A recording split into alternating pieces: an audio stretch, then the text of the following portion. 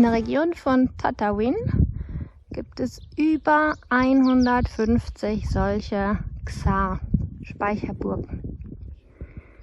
Die waren bis 1950, 56 in Betrieb. Jede einzelne Einheit hat neben der Tür ein Loch. Das war einmal für die Katze.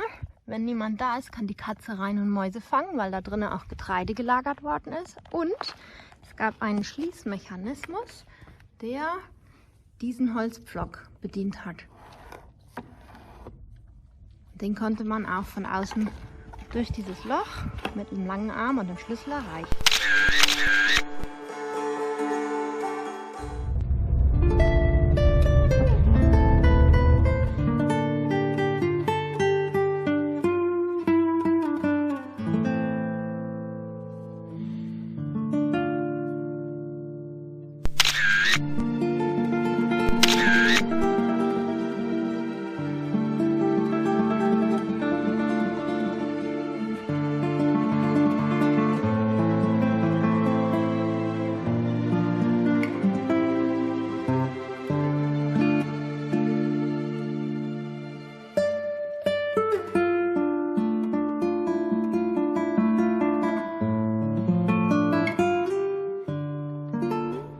Man kann hier in so einem Xar auch essen. Und das machen wir mal.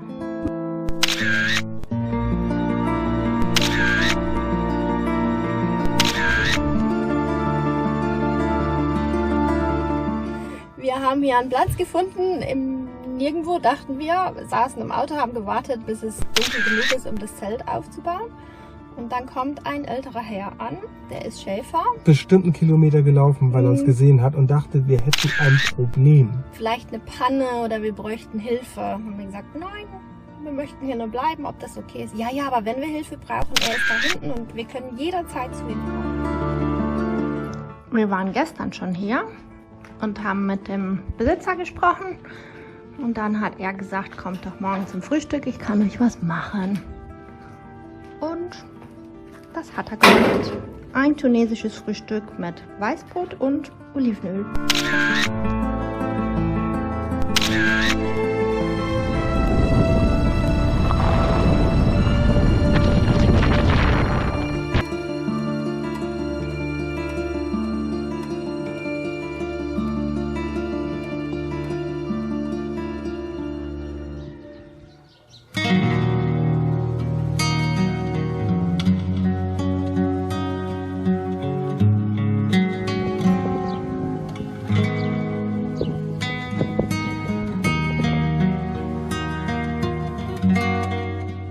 Hier wurde das Olivenöl in den Amphoren im Boden gelagert und manche stehen auch oben drauf.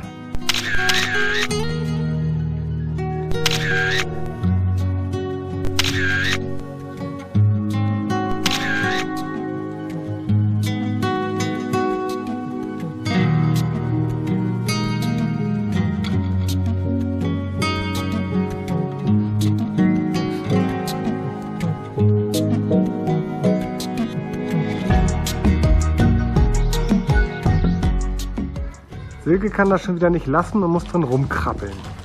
Natürlich.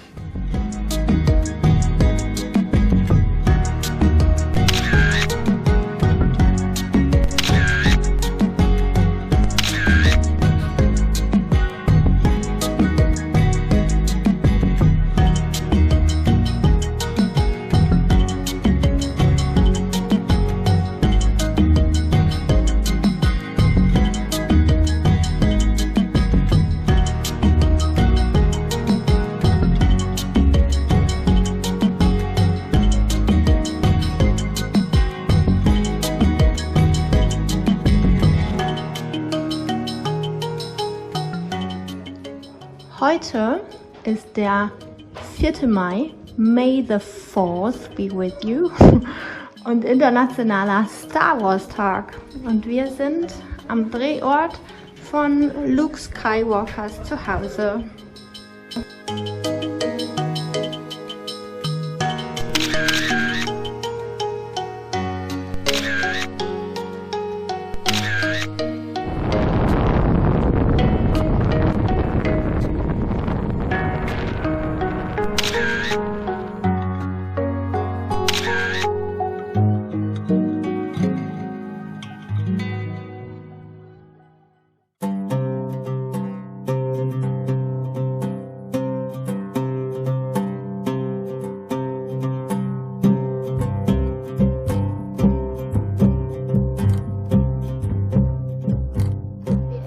das Hotelfrühstück mit Erdbeersaft, richtigen Kaffee, Zitronade, schönem Tee in einem schönen Café.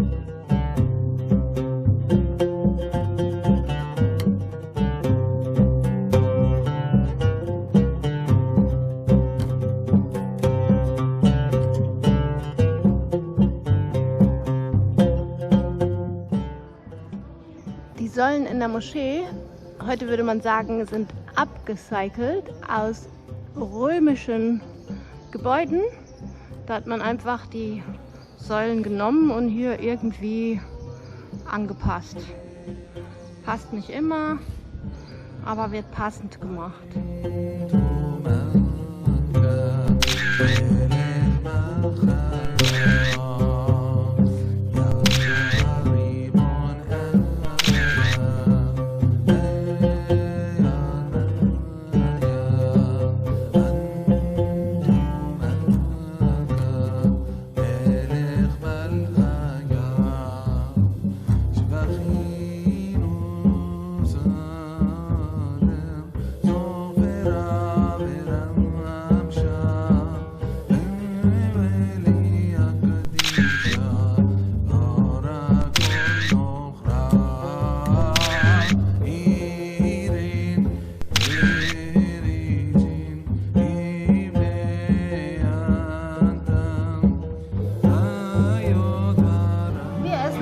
Lablabi.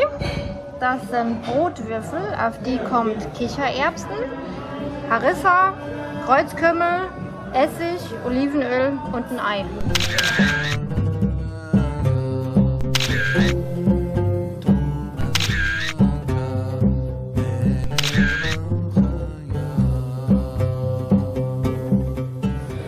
Wir haben eigentlich nur das große Frühstück für 2 bestellt.